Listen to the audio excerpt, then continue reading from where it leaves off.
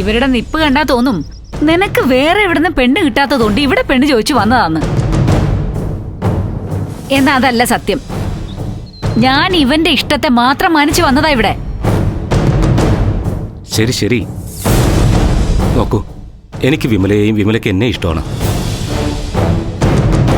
ഫോണിൽ സംസാരിച്ച് ചുരുങ്ങിയ സമയം കൊണ്ട് മനസ്സുകൊണ്ടും പരസ്പരം അടുത്തവരാണ് ഞങ്ങൾ.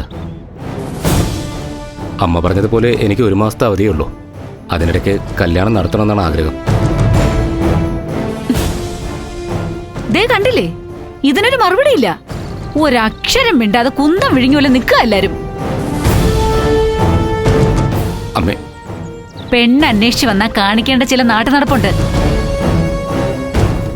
ഇഷ്ടമാണെങ്കിലും അല്ലെങ്കിലും വരുന്നവർക്ക് ഒരു ഗ്ലാസ് തണുത്ത വെള്ളം അല്ലെങ്കിൽ ചായ എന്തെങ്കിലും ഒന്ന് കൊടുത്ത് സൽക്കരിക്കണം.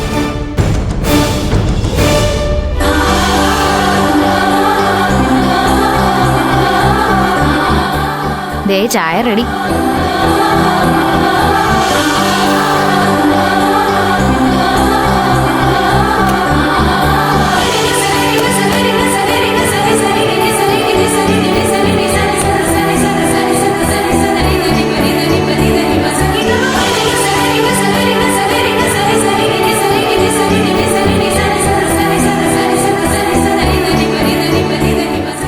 ചായ കുടിക്കേ.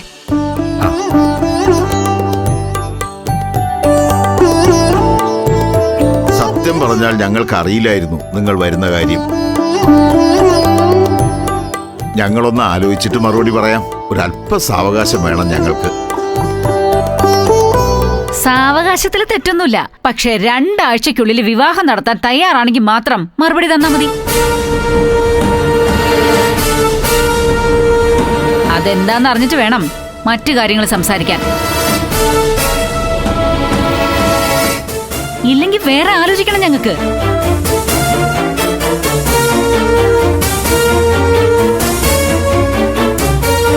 വട പോവാം.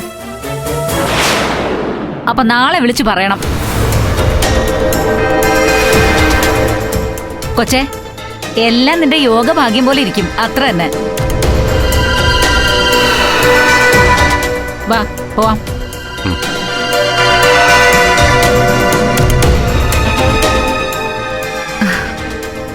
ശരി ശരി എന്നാ.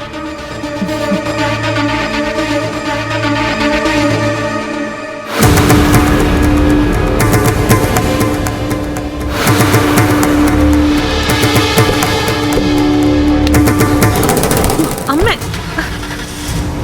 നീ എന്ത് കണ്ടിട്ടാടി ഞങ്ങളോടൊന്നും പറയാതെ അവരെ വീട്ടിലേക്ക് വിളിച്ചു വരുത്തിയത്?